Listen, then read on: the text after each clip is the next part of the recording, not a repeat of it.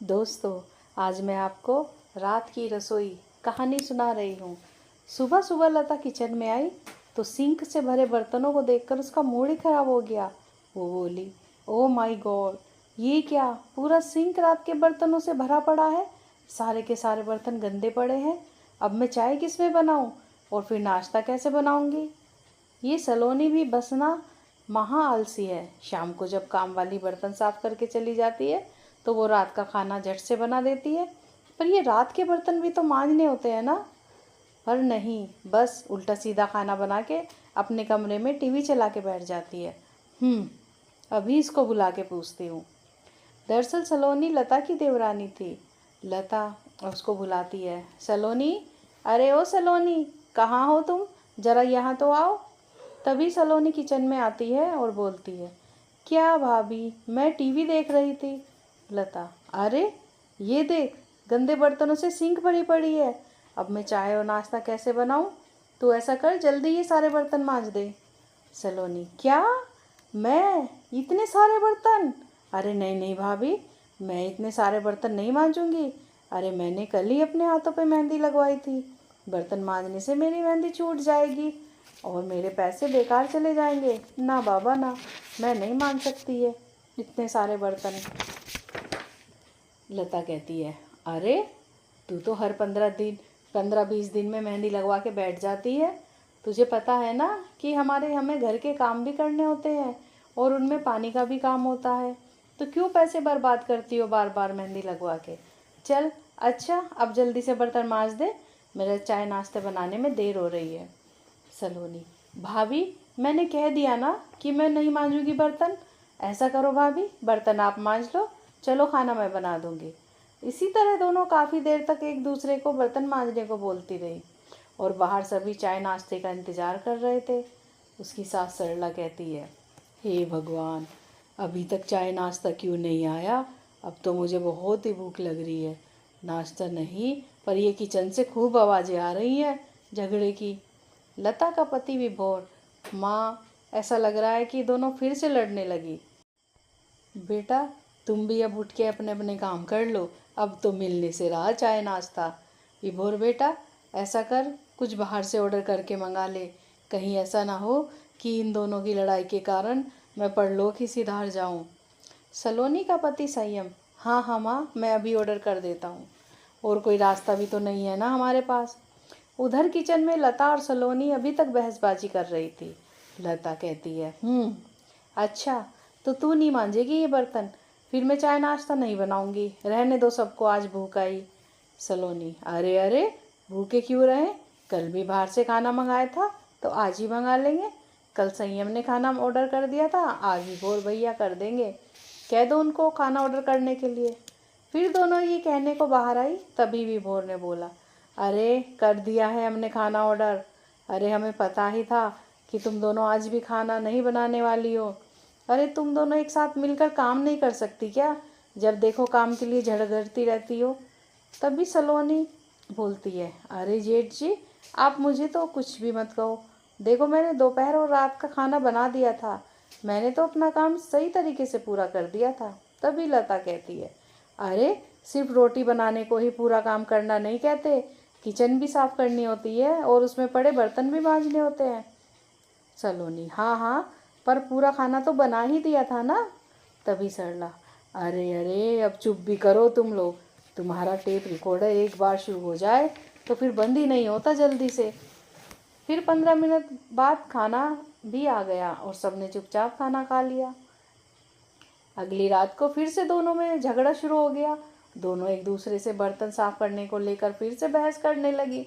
तभी वहाँ उनके पड़ोस में रहने वाली हेमाताई आई और वो बोली, अरे सरला, आज मेरे एक रिश्तेदार के यहाँ जागरण था और फिर भंडारा भी हुआ, तो ये ले, मैं तुम्हारे लिए भी प्रसाद ले आई हूँ, ये लो, तुम सभी खा लेना, इतना है।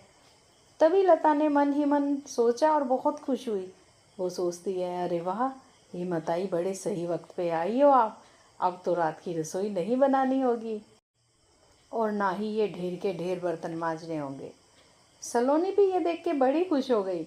अब दोनों ने बर्तन बचाने के लिए क्या किया, उन्होंने आलू की सब्जी एक बड़े से पतीले में कर दी, एक कढ़ाई में हलवा कर दिया और एक परात में पूरियाँ रख दी। और ऐसे ही दोनों उन बर्तनों को डाइनिंग टेबल पर रख के आई और फिर सभी वहाँ बैठे थे। उन्होंने कहा, सभी लोग इन्हीं बर्तनों से खाना खा लो। ये सुनकर विभोर को गुस्सा आ गया। वो बोला, अरे अरे, ये क्या कह रही हो तुम? अरे, इतने बड़े बड़े बर्तनों में और हम एक साथ कैसे खाएंगे?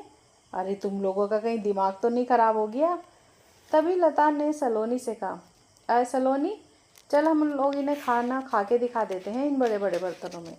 फिर दोनों देवरानी जिठानी ने एक एक पूरी उठाई, सब्जी में लगाई और खाने लगी। ये देखकर सभी को उन पर बहुत गुस्सा आया और ऐसे ही खाने के सिवा अब उनके पास कोई चारा ही नहीं था। फिर वो रात भी गुजर गई। पर अगली रात फिर से वही जंग शुरू हो गई।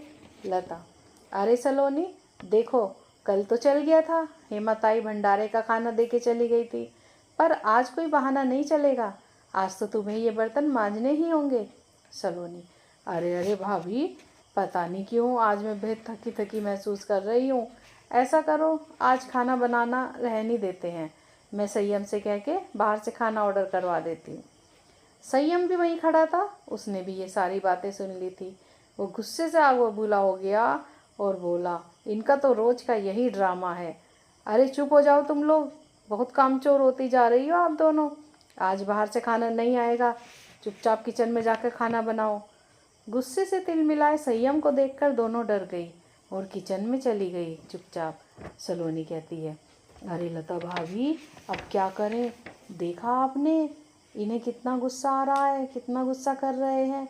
अब तो रात की रसोई बनानी ही पड़ेगी। चलो फिर ऐसा करते हैं, आप बर्तन मांज लो और मैं सभी के लिए आलू सोयाबीन डाल के पुलाव बना देती हूँ। लता, आ हा, अरे बढ़िया ही मुझसे बर्तन धुलवाने वाली, बर्तन तू मांज, पुलाव मैं बना दूंगी। एक बात आई है वैसे मेरे दिमाग में, ना तो हम उन लोगों से बाहर से खाना मंगवाएंगे और ना ही हम दोनों बनाएंगे। सलोनी, अरे भाभी, मैं कुछ समझी नहीं। लता, रुक जा, बताती हूँ। फिर लता ने नमकीन के डब्बे, बिस्कुट के डब्बे और घर में जो भी स्नैक्स थे वो डिब्बों सही डाइनिंग टेबल पर ला के रख दिया। लता, ये रहा आप लोगों का आज रात का खाना। सरला, अरे हे भगवान, इनका बस चले तो ये हमें मंदिर के बाहर बिठा दे, जहाँ पर गरीब भिखारियों को लोग खाना खिलाते हैं और ये खाने से बच जाएं। अरे इन दोनों के रहते हुए हमें रात की रसोई मिल ही नहीं रही। विभोर, बस बस, अब तो हद हो गई।